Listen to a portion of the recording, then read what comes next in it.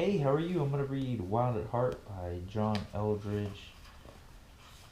Let's read chapter 5, A Battle for a Man's Heart. Here's some quotes in the beginning. Now you're out there, God knows where.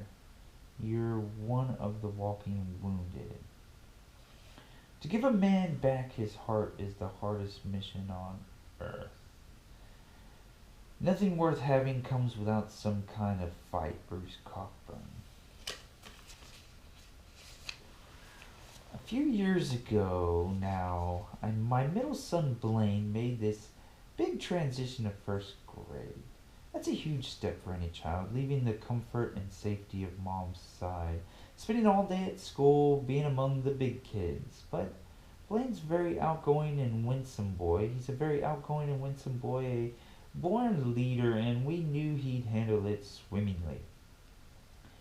Every night at the dinner table, he regaled us with tales of the day's adventures. It was fun to recall with him the joys of those early school days, a shiny new lunchbox, a brand new yellow number 2 pencil, a box of Crayolas with a built-in sharpener, a new desk, and new friends. We heard all about his new teacher, gym class, what they played at recess. Now he was emerging as a leader in all the games, but then one night he was silent. "What's wrong, Tiger?" I asked. He wouldn't say, wouldn't even look up. What happened? He didn't want to talk about it. Finally the story came out. A bully. Some first grade poser had pushed him down on the playground in front of all of his friends. Tears were streaming down his cheeks as he told us the story.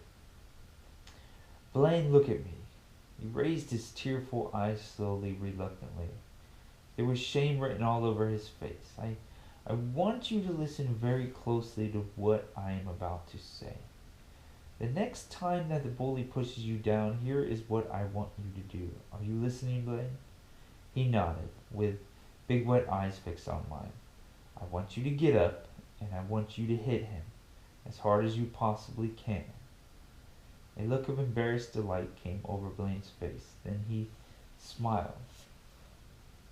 Good Lord, why did I give him such advice, and why was he delighted with it? Why are some of you delighted with it, while others are appalled?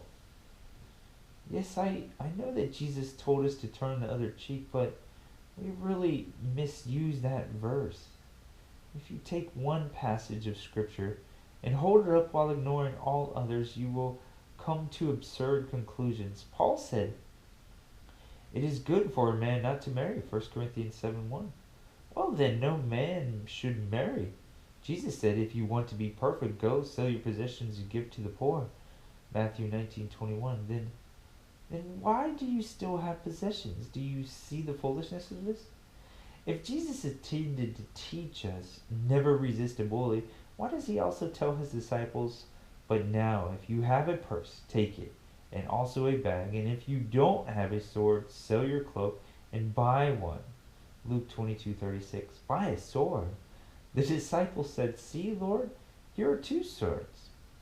"That is enough," he replied, Luke 22:36. He arms them, and that little matter of making a whip and using it to clear the temple, that doesn't seem like turning the other cheek, now does it? We do not want to teach boys that bullies should never be resisted, and we do not want to teach bullies that they can get away with it. Yes, Scripture teaches the wise use of strength and the power of forgiveness. But you cannot teach a boy to use his strength by stripping him of it. Jesus was able to retaliate, believe me. But he chose not to, and yet we suggest that a boy who is mocked, shamed before his fellows, stripped of all power and dignity, should stay in that beaten place because Jesus wants him there. You will emasculate him for life. From that point on, all will be passive and fearful. He will grow up never knowing how to stand his ground, never knowing if he is a man indeed. Oh yes, he will be courteous, sweet, even deferential, minding all of his manners, It may look moral, it may look like turning the other cheek, but it is merely weakness. You cannot turn a cheek you do not have. Our churches are full of such men. At that moment, Blaine's soul was hanging in the balance. Then the fire came back into his eyes, and the shame disappeared.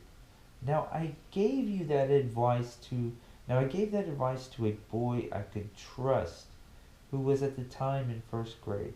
I did not give this advice to a high school boy whose enemy might pull a gun on him. There is a wisdom and context, but we must not strip a man of strength and call it sanctification. Yet, for many, many men, their souls still hang in the balance because no one has ever invited them to be dangerous, to know their own strength, to discover that they have what it takes. I feel there is this stormy ocean within me, and I keep trying to make those waters calm and placid, confessed a young friend in his early 20s. I would love to be dangerous, he said, sighing. You mean it's possible? I feel like I have to ask permission. Why on earth would a young man have to ask permission to be a man? Because the assault continues long after the wound has been given. I don't mean to create a wrong impression. A man is not wounded once, but many, many times in the course of his life. Nearly every blow ends up falling in the same place against his strength. Life takes it away, one vertebrae at a time, until in the end he has no spine at all. Alright, that's a Wild at Heart, Battle for a Man's Heart.